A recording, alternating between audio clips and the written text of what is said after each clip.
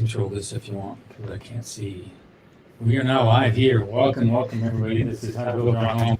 We are the live chat, realtor and builder. We just here to help people out. That's what we love to do. So if you have any questions, I do have a couple of questions. I think I printed them up on my printer there so we can get to those. So jump online, have your questions ready. It's going to be a lot of fun. And please give us some feedback if you watched the video that Parker did, my son-in-law. Yeah. He jumped in, he gave a video, and I'm trying to make this a family affair and get everybody involved. And we're really excited about that. So if you have any posts on that, let us know. Mackenzie did have her baby. Yes. I think I have a picture here. Yeah, on July 24th. July 24th. No, that is Greer. That's not Greer. That is Greer. That is Greer? Yeah. Oh. There. That's the baby. That's the baby boy born last week. His name is Thatcher. He was 10 pounds, 3 ounces. 10 pounds and 3 ounces. Can you believe that? So, in the spirit of being a general contractor, he's a roofer. Well, his name is named after roofers in England. They were Thatchers. And so we're excited to have him on board. It's going to be a lot of fun. Hopefully we can show that to you. One of our students had a good joke. I wonder if he's going to be on here. I thought it was so funny. Because I put it in our Discord group of, hey, Mackenzie had her baby. And he put, what was it? Did she get a permit for that edition? Yeah. I love the jokes. I love creativity. That's great. Right. I have a couple things to bring up and some other fun stuff, but I wanted to get to this here. I promised this one, this comment that I respond to that one first here. And this is from Megan. When planning the budget, this is a really good question, so listen carefully. What order do I need to do the process? Do I need to get a quote from every single stub and item to be able to get budget for the bank?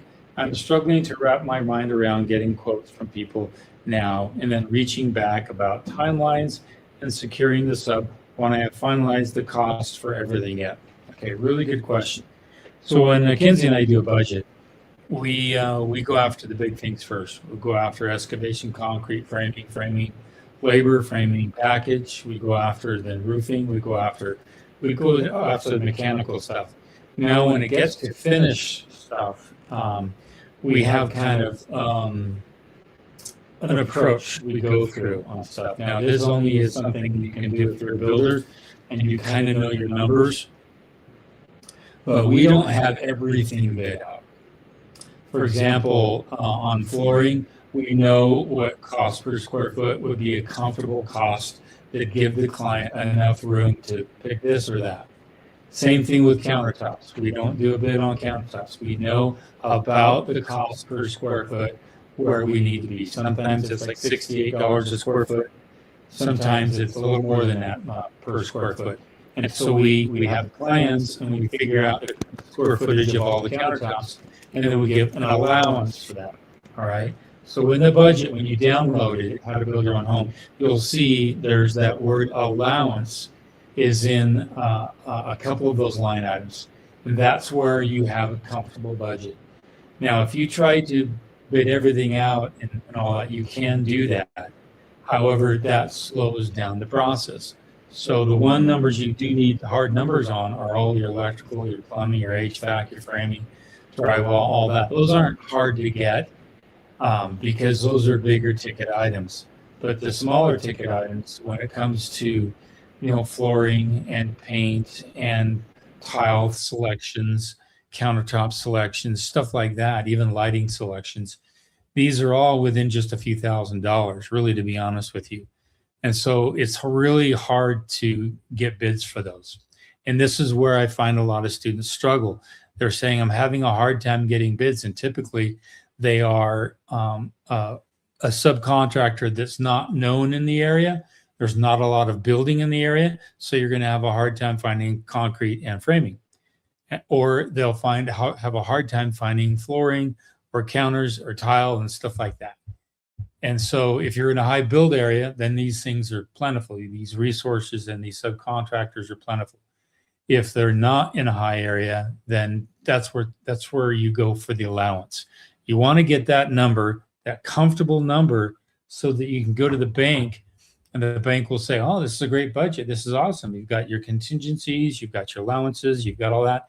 Everything's line item. The budget's very, very phenomenal. It's 2 pages. And then that same budget Excel sheet that we have, we allow you to manage and track your draws as you go through the entire bill process. It's very, very sophisticated, not complex to know, not difficult to understand. And there's a video instruction on the whole thing.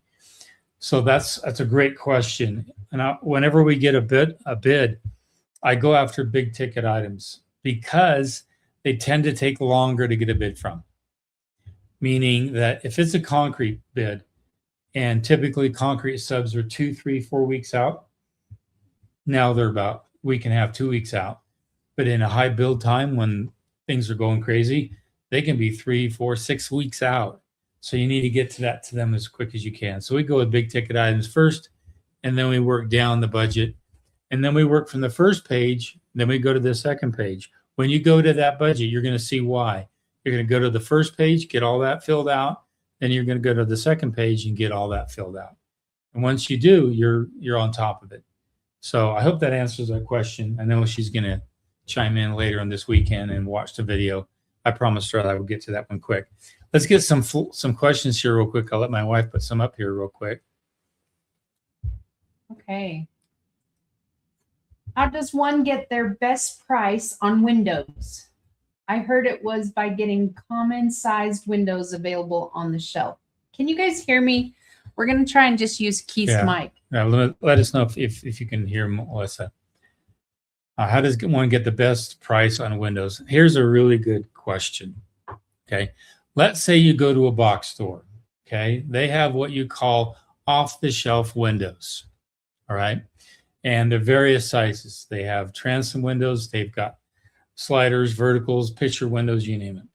Let's say you go to the box store and you say, okay, here's what's standard in stock. And so then you go design your home with what's standard in stock.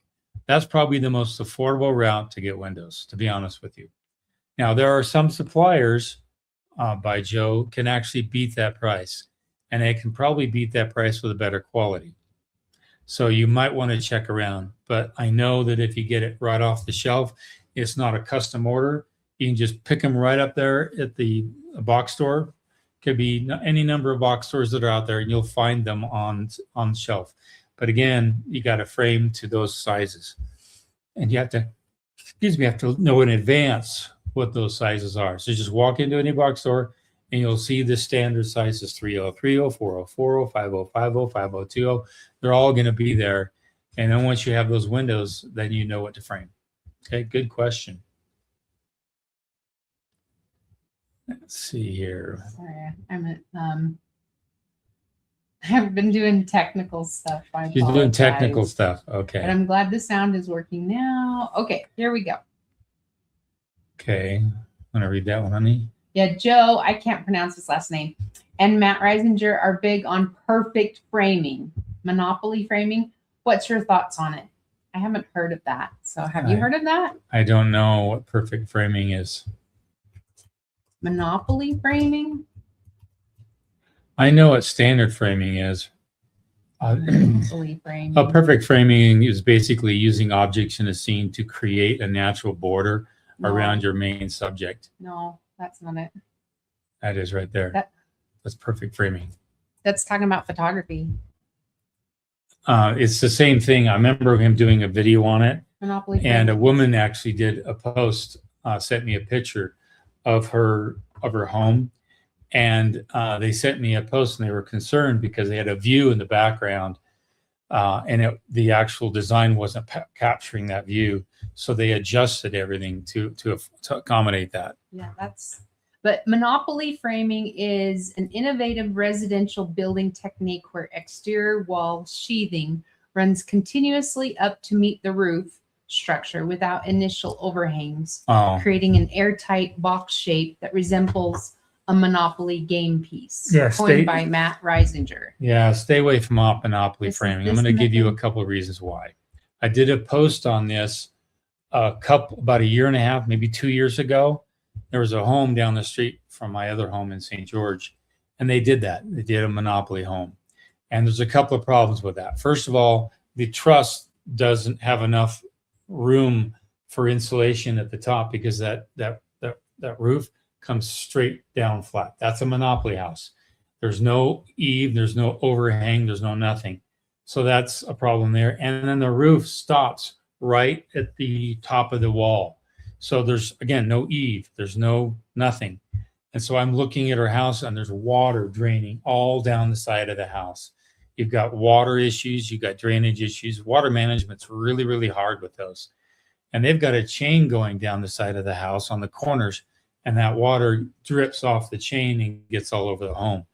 So I'm not a fan of that. Some people think it's pretty unique, but it might be a solution for fire hazard, because in places like California, they've got eaves. Well, they make you seal off your eaves anyway.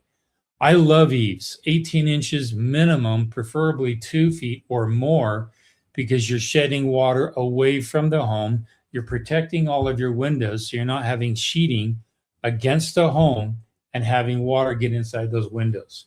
The eave is meant for something. It's designed to help protect that home. Monopoly homes just eliminate that entirely.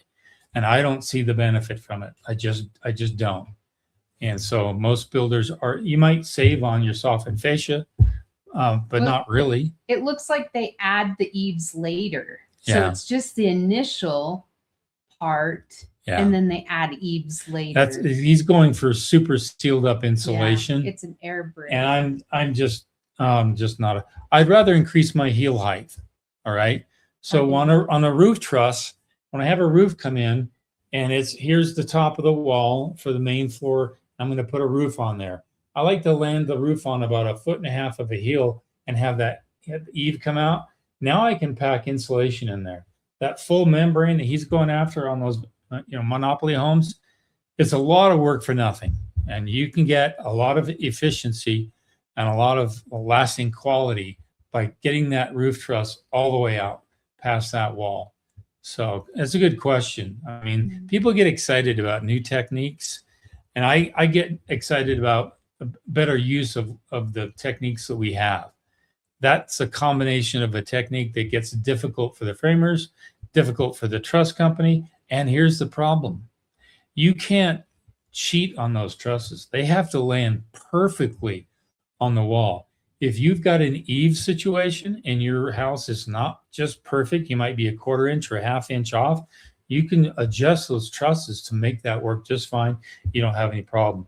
But on a monopoly home, you're going to have those trusses hit. They have to come out and measure it from top of wall, and it can't move. It's got to be braced. And so see where I'm going? There's more complexity in the knowledge of what to do, how to prepare, and the labor. And that increases your cost overall. A lot of people look at the actual technology. See, we did it this way, and because of that, we're getting this kind of efficiency, but not looking at the ROI, the return on investment. How much really had to go in to make it happen that way? Okay. And I think people put those posts up to kind of look cool. Look what we're doing, but there's not really a benefit from it. Okay. Good question. Subfloors 3/4 inch, or should I overdo it at 1.5 inch subfloor? There's called an inch and a ninth or inch and an eighth subfloor. You would not be amiss to go that route. It depends on your floor joists. If they're like 2 foot on center, that's going to be a bouncy floor. If they're 18 or 16 on center, that's going to be a more rigid floor. If the floor is engineered floor joists with 2x4, that means you've got 1.5 inches to land the subfloor on. That's going to be a lot of stabilizing factor. But I've built homes. I did a home down the street where we did 1 1/8 inches. I think it's 1 1/8 inches of subfloor, and it was really nice. It gives a little quieter floor. It's really solid. You do have to accommodate for your stairs, so you don't want to do it after the fact. And your stair guys say, "Well, you added an extra 1/2 inch plus on me, so now it's throwing off my stairs." You have to know in advance this is what you're going to do. put it on the plans if that's what you're going to do. That way the framer knows to factor in that extra little bit of subfloor. But I do it on a lot of high-end custom homes. And if you can save money in one area and throw it there, that's not bad. But I tend to choose to add more trusses than an extra thickness on subfloor. I'd rather have my trusses 18, 16 inches on center and have them engineered floor trusses, and I get a lot more stability that way than increasing the height on my subfloor. But good question, really good question. There's a lot of chat in the comments about the Monopoly. I'm just going to put it up there so everybody can see it. Okay. Actually, I'm going to go back to David Parker and the windows, getting it from the stock and getting it inexpensive. Okay. He's like, I do like private windows, though, and might well have to elude common choices. Yeah, the private, that's talking about the brushed windows, like for bathrooms and stuff. Oh, right? yeah. They don't have those at the box store. They do. They do. They have rain glass and they have milk glass. Okay. Typically those two types. Mostly it's just a milky glass, but rain glass, sometimes I've seen it in the box stores. Okay, so now back to the Monopoly framing. Some good points. Okay. Monopoly framing has no raptor tails, and the attic is conditioned space. Mm-hmm. Then Brady. Monopoly framing is for airtight builds. And then David Parker, super tight houses that Reisinger builds would mandate a generator in case of an outage, or else the house could not breathe at all. Correct. And back to blinker fluid, it is more expensive, kind of what you were talking about. Okay, back to questions. Oh, let me kind of Okay. deviate a little bit on that. He's saying that it's a more sealed up house, and that's not true. When I frame my homes, I actually frame the eave. Okay, the eave is framed. It's not open, so you have ventilation into the attic. I frame that and I sealed it up with sometimes half-inch board. That's what kept this house basically from burning down. Even though it had aluminum on top of all that, underneath that, there was no way embers can get inside. So it's sealed up. And then I have a higher heel height, so I have massive insulation packed up inside there, at least 18 inches. So that's going to be a nice seal for your home. And so think about it. You've got drywall, perfectly taped and textured up in the corners. There's no airflow of that drywall. There's no airflow. All right. You've got everything. Your vents are all sealed up. Everything's all sealed up. So trying to seal up that much and then requiring makeup air inside the framing structure of the home to make sure that you don't have any cold condensing surface build up moisture inside your walls, meaning your house is completely dependent on makeup air, electricity to move that airflow through the frame structure. That's just to me, that's not off-grid thinking. And a lot of people are off-grid, meaning, can this home be okay in case there's no power? Great, yeah. Like this home we're in right now, the power could be shut off, literally. And we could have only gas for the fireplace and for the stove, and our water heaters gas as well. We would be just fine. If power went off for a month or two or whatever, we could survive in this home. Those types of homes can't survive. And anytime, it's kind of like, and the best analogy I can put is you've got a winter coat on, you go outside and you work, homes work, you boil, you shower, you create heat, you work, you build up moisture inside the home. Well, if you don't unzip that, all right, and if you're going to get that sweat to dry off, if you don't have a way to dry off naturally, and you have to have electrical power to do that, then that you're risking a lack of long-term sustainability for that home. So I would love to have a debate with Matt Reisinger, the sealed up, super sealed up home versus the airflow home that can open up and zip it up and get rid of the sweat. I'd love to have a discussion with him. The cost that people are putting into that type of a home that he builds, there's not enough return on the investment, and it's not healthy, to be honest with you. It's kind of like a dishwasher. We get the dishwasher going, and sometimes it's hot in there.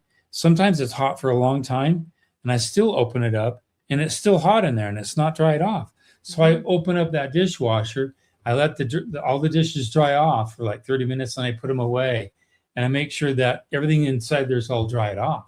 Same thing with the You're washer. opening it too soon because it does have a drying feature. Yeah, I open it too soon. But I do that with the washer too. Sometimes after the clothes are washed, do you close that door, Oh, you or let you it just leave? air. You just let it air out. Otherwise, you get stinkies. Otherwise, it gets stinky. My wife said it for me. So Yeah. you Okay. get my point. Here's some more comments with it. Let's Okay. get everybody's comments so we can get it in. Okay. So it's basically a triangle framing where you don't have the overhangs. Venting can be an issue, except if you vent from the top. And then Brady, it's good for high performance, but not usually worth doing. It requires using a number of special details like the overhangs. Yeah. Okay, here we go. Ma Pearl, Washington Bill. Best underlayment, vapor barrier for solid hardwood and bathroom tiles. Oh, that's a good one. Red Guard is pretty good. A lot of tile guys are using Red Guard. Also, they do a combination of Red Guard with a Schluter product, and the Schluter product is basically it's adhered. It's kind of a plastic with a dimple plastic on it, and they put their kind of glue pre-application product down.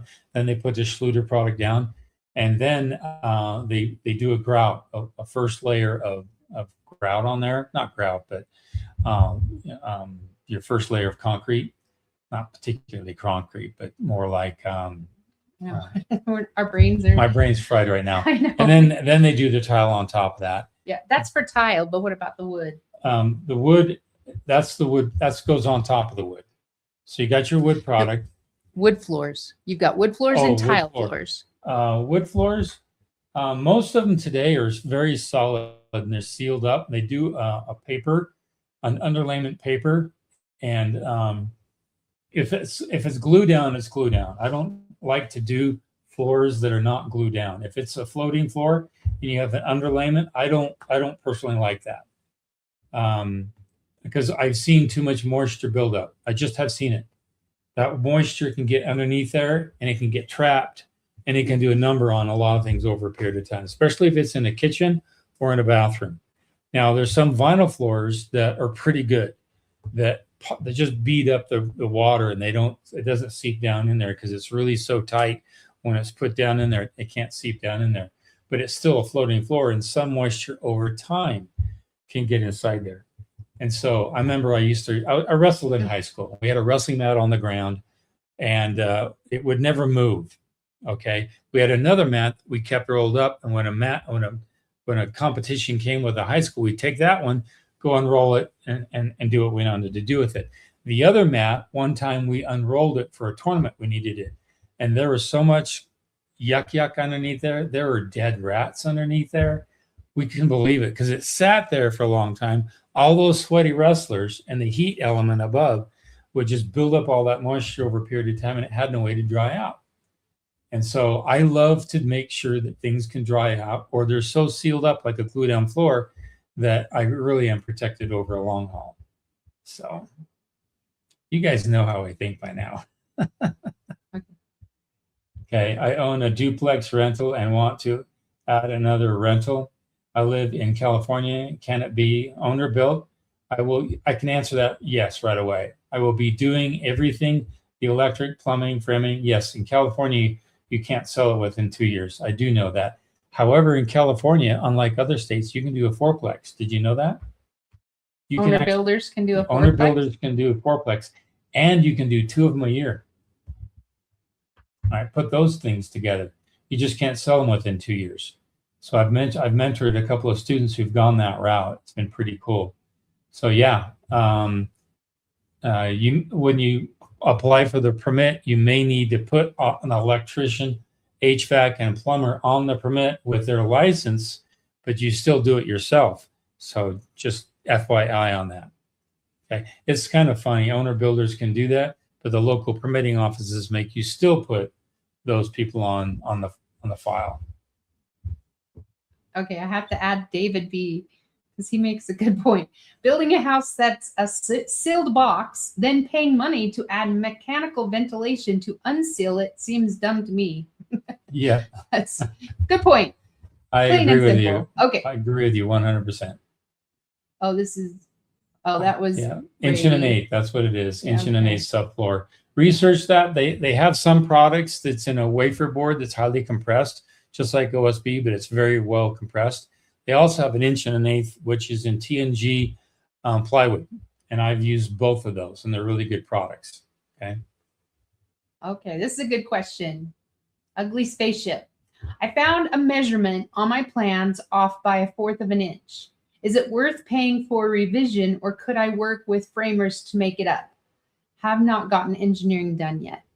1/4 of an inch. You can let your engineer know real quick, because the framers are going to go off the engineered plans. That way you don't have to change anything on the architectural. When framers, concrete, and all those people build a home, they go off the engineered plans. They don't go off the architectural. They may use the architectural for elevations to see design and whatnot, but for actual measurements, they go off the structural plans. So if you can make that correction real quick with the engineer, you should be just fine. And then Brady also makes a good point. Yeah. Just redline it. Just redline it and everybody knows. And put your initial by the red line. That way everybody knows. Okay. Okay. And I would keep 2 sets of plans. Both of them have red lines. So plan that sits on the job site. And I've seen a lot of people take plans and they get that thick masking tape, that clear masking tape, and they put it over it and they cover the whole plans. That protects it from water. Others have used full lamination for plans, because framers and concrete guys, they will do a number on plans. You'd be surprised if they're even usable on the job site. So, and I've seen some framers, they just put on the edge of it, they just take some tape and they secure the edges of it so it doesn't tear as well. Especially if you live in high windy areas, or you're going to get a lot of moisture. So be prepared. And in my course, I have tools you need, and I give a tube that I tell you how to design, and keeping all the plans in the tube and that kind of thing. So good instruction there. David B has another good point. I think whatever product you use, this is about the flooring underlayment. I think whatever product you decide to use, your best bet is to hire a sub that's used it, or one that's used something similar enough to not make a difference. Don't pay to let your sub learn on your money. Right. That's a good one. Right. Yeah, just if they know how to do it, all power to you. That makes it much better for you. Okay, let's see.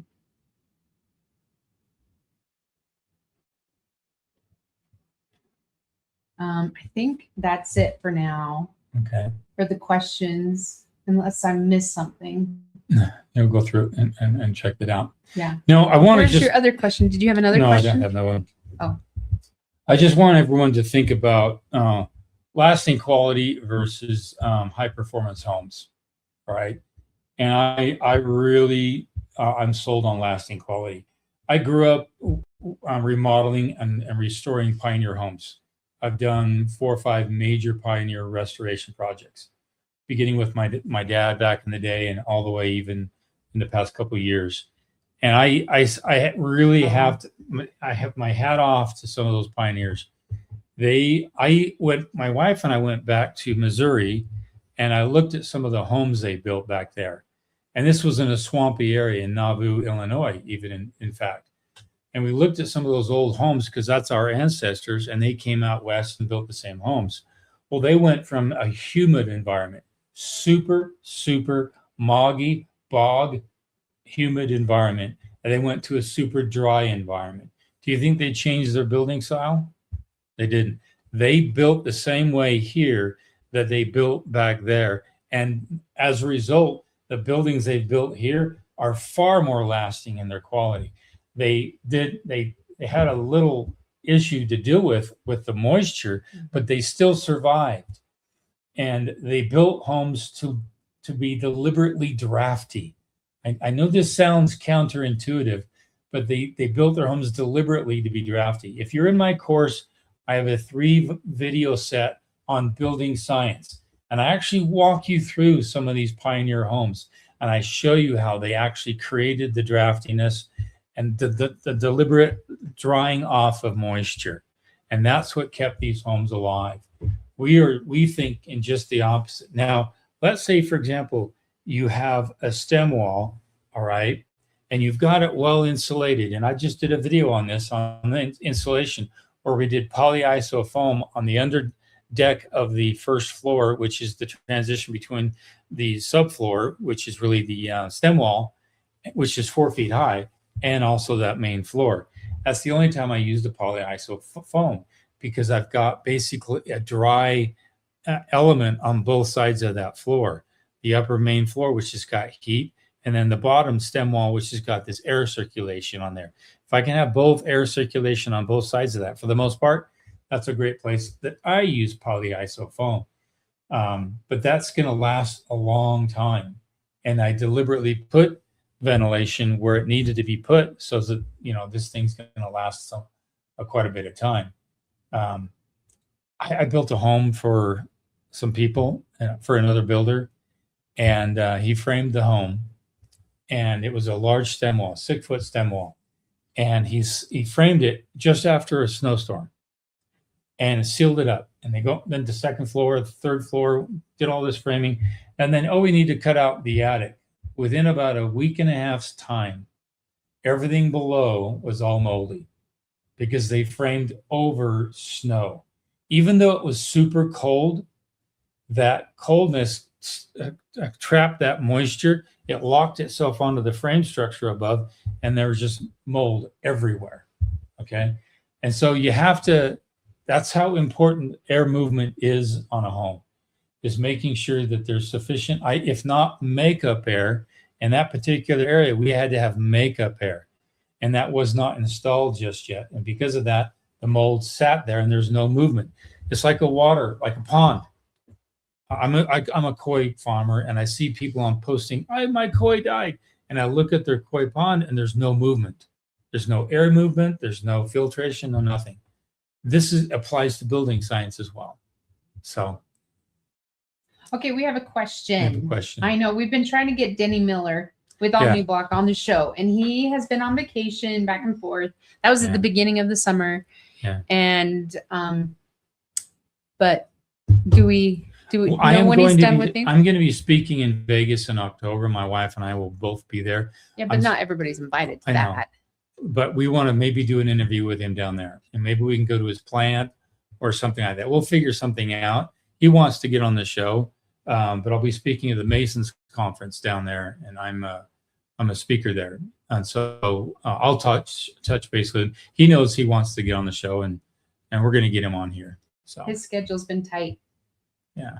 I'm telling you, his business has really gone bonkers over the past couple of years because of how many problems he solves for. So. Okay. Ugly Spaceship. I've heard solid wood floors on slab is a nightmare. Do you agree? After I heard that, considering engineered hardwood. Yeah, it's still good. You can get really good kind. Yeah. Engineer will flex a bit. The solid wood will not flex, especially if it's 3/4 inch. It's stiffer wood, and that stiffer wood will follow will do better on a subfloor that's wood rather than slab on grade.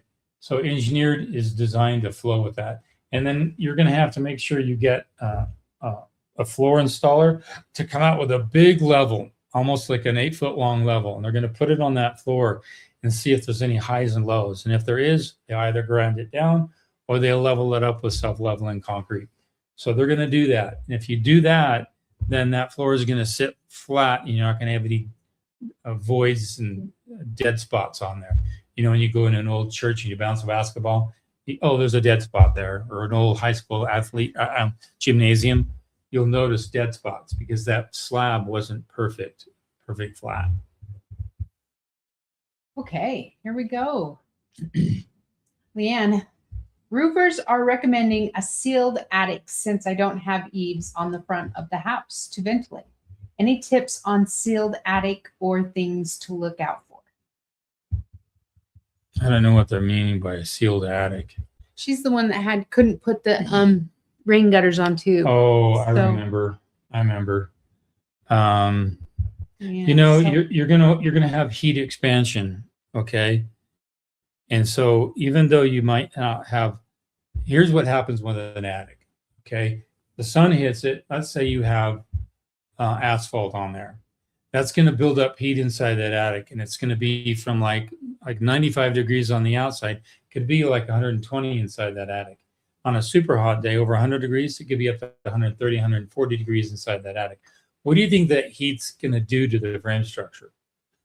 It's going to expand it like this, in and out. So when the cool air comes at night, it's going to contract. If you have asphalt shingles, that's going to tear at the nails like this, back and forth, back and forth. And so if you don't have ventilation, especially for an asphalt shingle roof, it's going to tear that roof apart in a short amount of time. They're not designed for that. But the roofers are asking it to be sealed. Yeah, but I don't know the product. Now, if it's a metal roof, that's a different story. Metal roof, if it's standing seam, that's going to build up an incredible amount of heat inside the attic. And it's not going to refract back out in the atmosphere. If it's aluminum, then it's going to refract back out in the atmosphere and keep the temperature in the attic down. So although I'm more of a fan of ventilation, especially if I know the type of roof, because I know the heat that's going to build up. I do aluminum shingle roofs, and I don't ventilate perfectly the way most people would ventilate a roof, because I know that aluminum is going to refract the heat back out in the atmosphere. So again, it's the product and climate and a lot of other factors I weigh. Can she do a vent out the sides so it's not You can the roof? you can do a gable vent, Oh, but they're asking for a sealed attic. a sealed so- attic. So that's going to be hot, right? You don't have to have a ventilation at the bottom and a ventilation at the top. You just have to have maybe 2 turtle vents or hip ridge vents at the top for that a little bit of escape of heat, a little bit of escape of moisture. You may not have the air movement, but you do have the expansion escape of heat. So ask them if they can do a hip vent, a ridge vent, and just a small one. I mean, I had my roofers, they did, it's a little bit of foam, not foam, but it's kind of like a spongy material, and it's about 2 inches long, and they put it right over the ridge of the roof, and then they put the ridge cap on it, so it keeps that metal from getting flat, so there's a little bit of air movement in there. There's a lot of different ridge vents and turtle vents that you can do to help with the expansion contraction issue. That's why you really want it, and some escape is helpful. Okay. SBS build. Can I build a stem wall, crawl space foundation, and let it sit through the winter before I start framing on it? Yeah, you can. Anything to protect it? Do they need to do anything? Just keep in mind that the Bolts? J bolts are going to get wet and they can kind of rust. So you can get what's called an OSHA cover for them. It's a plastic cover to cover those up. It just helps protect those and make it sure you can put a bolt and a nut and a washer on there in the spring when you're ready to frame. And the other thing to do is after you've poured that stem wall, go inside that whole crawl space area, level it out, compact it, because if it sits through the winter and it's level, that's going to be great. But if it sits through the winter and it's lumpy all over the place, you've lost your opportunity for settling that dirt. So as soon as you get that stem wall done, grade, get rid of all the boulders, rake that smooth, get it smooth, and even thump it to death and compact it if you want. That just makes it so that it's settling over the winter. The other thing to think about is after you do pour that stem wall, do the same thing outside the stem wall.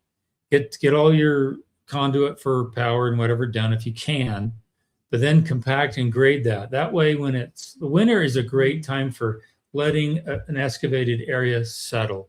So when spring comes, you're not walking over all this lumpy garbage, and your scaffolding and your crews can have a nice time to set up and do their job. So take that opportunity to make sure you get all that graded just the way you want. Because if you want to start framing in an early spring and you've got permafrost and it's still frozen and nobody can get level ground for scaffolding, that's not going to help either. So take care of your dirt work immediately after that. Okay. Good point. I like that.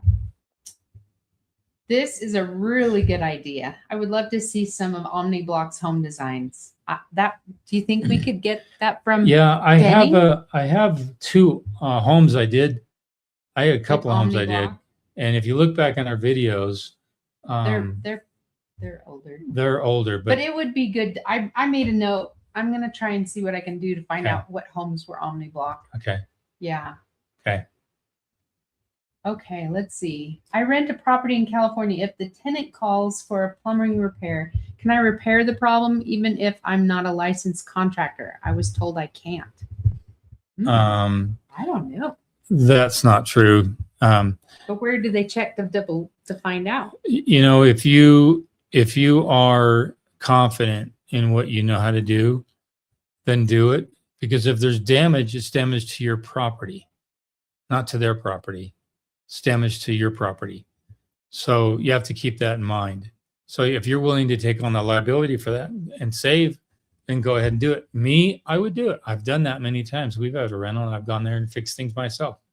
So for them to say that you can't do that, now I don't know. you can't do it for another person's property, but you can do it for your property. It's the same thing.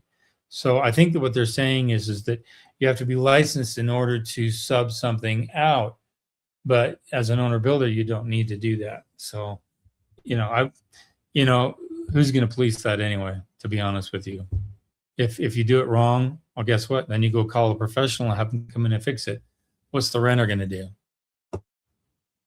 So there you go. Okay, back to the roof by Leanne. It's going to be asphalt. Yeah, you're going to want to ventilate that because the heat can tear away at those nails. I really wanted it ventilated, but they're considering that some areas won't ventilate well because there's not a lot of areas on the front for intake. Just put some ventilation turtle vents or some ridge vents at the top. Just tell them that's what you want. Do not put that roof on without any ventilation, especially asphalt shingles. In fact, it's part of the requirement by a lot of manufacturers. Check out the manufacturer's warranty and you'll see. Okay. Crawl space. Here we go. Crawl space foundation. Does the dirt floor need to be same elevation at top of footer, or can it be at bottom of footer? Top of footer, because your footing needs to be close to where your frost depth is on the outside for sure. And then you need to at least cover the footing on the inside. Now, you can go higher above that. Depends on how much space you want in the crawl space. I like a minimum of 3 feet. Why? Because 3 feet means I can sit on my butt between the trusses, and I'm a mechanical, plumbing, HVAC, whatever, and I can reach up there and do that. If it's 2 feet, I've got to be on the ground like this and crawl on my back to do everything. So just keep in mind on that stem wall, every time you bring it up a couple of inches and you've only got 3 feet to deal with, you're encroaching on the easeability and the accessibility of getting down there. Okay. And this is why I mentioned grading everything out and making it smooth. Even getting some pea gravel into the job site or some chat, leveling it off. So when people get down there, they're not getting into the dirt. They've got that pea gravel, and it's nice to just, and then after you put it down, okay, just wet it down and wash it down. Guess what? For years after, that pea gravel is going to be clean for the most part. And you walk down there and it's ease of access. So take that opportunity. I've missed out on a couple of situations, especially wraparound decks, where I didn't grade everything out. I didn't have enough clean fill.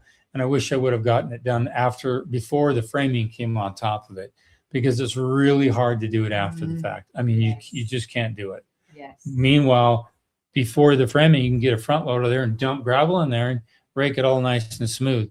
You'll be happy you did that. Okay. If I wanted a raised slab on both a house and a garage, how expensive is getting additional compactable fill dirt? Fill dirt's not that bad. It depends on how many cubic yards you need. Typically, most pits sell by the tonnage. So it could be $9 a ton, $12 a ton. I don't like to buy anything that's over $15, $16 a ton. That's and that doesn't include delivery. So you have to factor in the delivery. Delivery could be $200 or $300 per load back and forth, or $150, $180 an hour, whatever they charge you. But if you have a nice dump trailer and you just need a couple of loads, then of course you can get maybe 2 tons at a time, 3 tons at a time, and that's $9 a ton. That's a big savings. But then you're doing all the hauling, so you have to just weigh things out.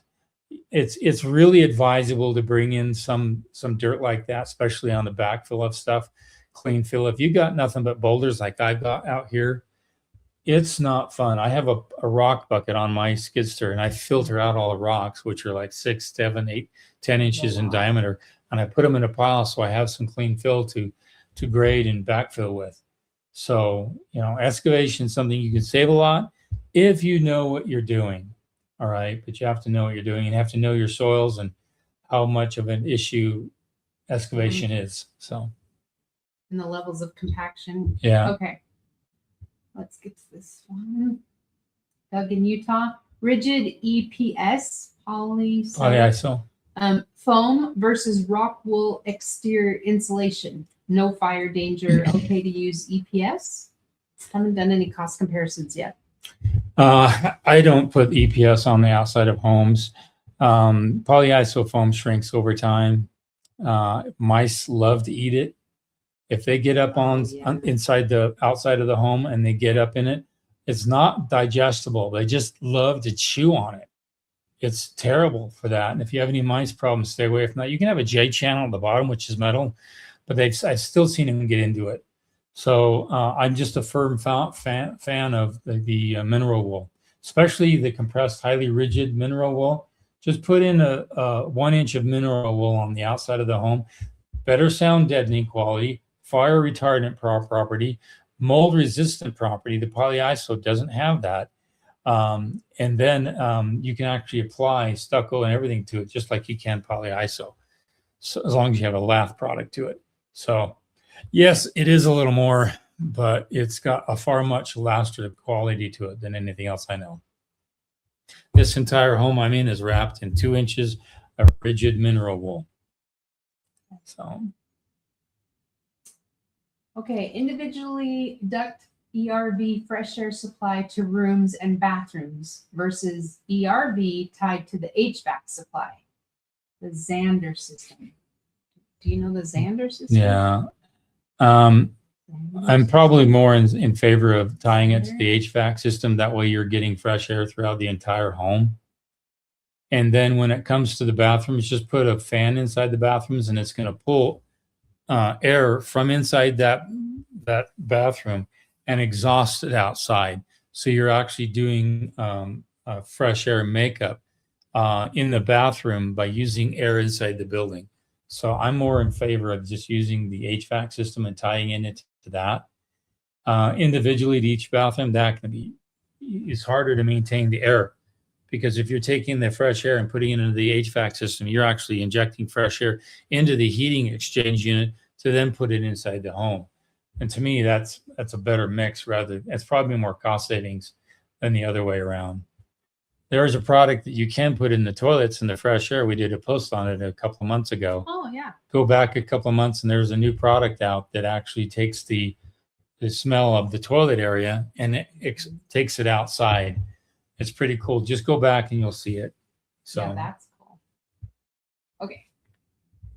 Should I consider attic fans in the back side of the roof? This is the asphalt roof and the seal. Yeah. The roofers are saying. Yeah, my grandfather built a large building and he put fans on his gable ends, so it's tied to a thermostat. So when it gets a certain temperature, it kicks on and it vents out the attic and it keeps that attic cool. It's great for places where you've got a big, huge shed roof that's facing south, where you're picking up all that heat. But again, it's electricity dependent.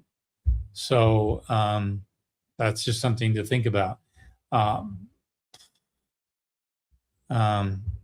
have to weigh it. A lot of buildings did it back in the day, but now with different building science, they just go ahead and put in some turtle vents, or they do some other venting. But a lot of large buildings with a huge roof, they do that still. And because the reason being is because they've got maybe 16, 18 inches of insulation. And without that fan, the heat buildup is so intense in the attic, you can touch the ceiling inside those rooms and you can actually feel the heat. And so that fan cools that attic off substantially. But again, that's probably more appropriate for an asphalt shingle roof or even a tile roof, because both of those are heat magnets. They're just going to suck up heat and refract that back into the attic. So whatever building product you're using, that's going to determine what you might want to do. So, but you have to have them at both ends, or just one at one end and then it's an open vent at the other end and it's sucking everything this way like a greenhouse. So you don't need them at both ends. You just need one at one end. Okay. Okay. How important is it to seal omni-block wall when left exposed? Only asking because we might want to stucco it in the future. Oh, that's going to last a while. That's not a problem. It's the inside you're going to want to mud. Make sure that's protected. I wouldn't go too long. You can do an omni-block and you don't have to do the lath product. You can just do the gray coat and stop, and they do the finish coat later. Okay, just keep that in mind. The other thing is with omni-block, you're going to have a tip. You can have a flanged window, or you can have a masonry window. And the difference is, in a masonry window, there's no flange. It just fits perfectly inside that opening, and you caulk it out and all that, and then you trim it later on. I put flanges on mine. All right, I'm just used to that. I wanted the full protection. And so you'll see flanges stuck to that omni-block and caulk there, and it's sealed on there. And then I put a hardy trim around it so that it looks like it's regular, stick frame. That's just the way I did it. But you don't have to do it that way. And probably, Danny would probably tell you to do a masonry remodel window. It's called a remodel window where there's no flange. And you can actually take windows with a flange and you can cut them off. I've seen a lot of guys do that before. I don't recommend it, but I've seen it done. Okay. Is 2x6 studs on 24-inch center good for our value if insulating with mineral wool or blow-in insulation? It's required in some places in Canada and even in Alaska where it gets so cold. They need the insulation over the framing, and it's structurally sound. The house can rattle a little more, but 2x6 on 2 foot on center is not bad. I don't do it in my neck of the woods because I want more a sturdy home. You'll find that if you have I have a big, huge iron doors I put on my homes. My particular home here has an iron door on it. If I shut that door and I just did 2x4 or 2x6, 2 foot on center, the house would have a tendency to rattle just a little bit more. So you have to weigh that. Do I want that constant feeling like I'm in a Cracker Jack box that's going to rattle a little more? Or do I want better insulation? Your environment's going to tell you that. If you live in the far north of Northeast Maine, yeah, maybe Canada, maybe North Dakota, not parts of Washington. You got too much moisture that's keeping temperatures cool. You know what I'm saying? Stuff like that. I wouldn't do it in the south of Texas or the panhandle of Florida. I wouldn't. You're not going to save anything because you got a mild climate. So again, climate says everything. So what are you saying? Are you saying 24 foot on center the studs should be closer together? Naturally, R value, or naturally there's 16 inches on center. That's what most homes are built, 16 inches on center. Well, wood is not a good insulator. It conducts heat. So by eliminating a stud and you go 24 inches on center, then you're eliminating that ineffective part and you're creating more insulation. And they do that in Alaska. They do 2 foot on center in Alaska. So mineral wool or blown-in insulation, is one better than the other? I love a blow-in insulation. I love mineral wool rigid on the outside of my home, and I love a natural blow-in insulation. It could be cellulose, but I'm more favorable to fiberglass blow-in. than anything else because they can get it really nice and tight. It's not going to settle. Locks in there pretty nice. And it bulges just a little bit past the wall. So when the drywall goes up there, it's getting it even a little more compacted. That's my favorite. It doesn't have any gaps behind electrical plates or something like that. Whereas, you know, a regular bat can tend to have that kind of a problem. Another good question. Ugly spaceship. Plans have a 3-car garage with a 12 by 12 pitch. Asphalt roof with staircase from garage to what is a huge attic space above. Thinking non-vented attic with HVAC or dehumidifiers. They're in Louisiana. Thoughts on this? Non-vented. You're going to have some way to remove moisture out of there. You're in Louisiana. It's really humid there. Like 7 months of the year, it's just nasty. So you're going to want to be able to get rid of some of the moisture buildup inside that attic. And keep in mind, moisture can get inside the attic from various different places. It can actually get into the attic from inside the home. When you've got a lot of cooking and bathing and stuff going on, a lot of that moisture is going to work its way through the drywall, through a ventilation system, and through crevices and whatnot. It's going to get inside that attic. So if you don't have any way to ventilate it or to dehumidify it, you can have a buildup over time. And anywhere you're along the coast, I don't care where you are, you're going to have a higher rate of decay, mold. What's that bug that eats food? Termites. Termites. I forgot that. You're going to have termites. You're going to have all those problems. Remember when we went to California and that house was covered in tents? Because they have that problem. And a lot of them don't flash their wood. They just paint their wood and they let water settle into it, gets into the frame structure, does a number on it. So just make sure you try to protect that as best you can. So. Okay. Val Smith, hi. Referring to the backfill question, how long can it sit after excavation and still be used for backfill or even the top layer for like a yard? How long can it sit still after excavation and still be used for backfill or even the top layer or like yard? Oh, it can sit forever. Yeah. It's not going to be a problem. Yeah, you can. I've had piles sit around for a long time. Yeah, we had, since the fire, there was backfill and everything, and there was piles across the street, and they just barely moved them. And yeah, it's a year that they've been sitting there. So. I don't know if you can see across there. There's a lot of backfill on a build they're doing over there. Yeah, and it's sitting around there for quite some time. Okay, let's see here. Oh, topsoil. Okay, she meant topsoil. Let me make a caveat. If you do your excavation and you want to do your foundational work and you get all your compaction done, okay, and then you do your footings and all that in the spring, that's not going to be good because that soil can loosen up that compaction. So compaction results are only good for a certain amount of time. So whenever you get your compaction done, ready for your footings, pour your footings ASAP, get your stem wall, everything else done, then you can let it sit because all that compaction is stabilized now. You don't want to do your excavation, let it sit or get it compacted, let it sit, and then it's loose again. All right. Geotech reports are only good for a certain amount of time. Okay. So keep that in mind. I think I'm not getting all the comments. I'm going to go to this and then, because it looks like there's some conversation going on, but I'm missing something. So if I miss a question, please redo it and put it in so everybody can see it. Down at the bottom, it says you can post a comment and it should go to everybody. Yeah. So I don't want to miss your question. We do this one with David Parker.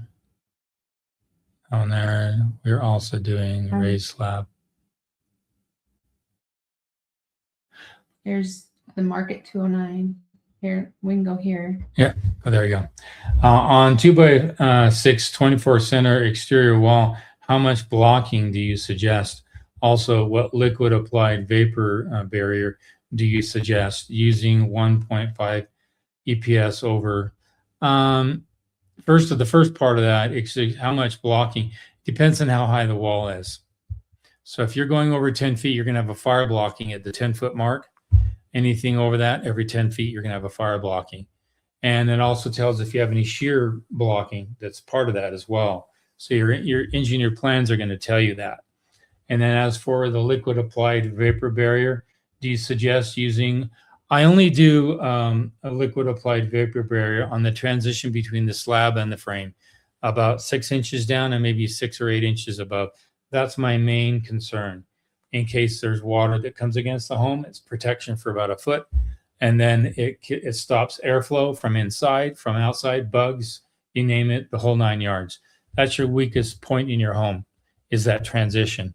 So I only do a liquid applied, and I have other products I use, and I've done a lot of videos on that. But that's the only part that I do the liquid applied. Okay, that's it. And we hit our 6. Oh, there we have 6 o'clock. Oh my goodness, right on the dot. It goes so fast. It Time goes so fast when we're having fun. Somebody made a comment down here that I was interesting, is Eastern Washington and Spokane has 20 inches of rain a year. Wow. That changes everything. Okay.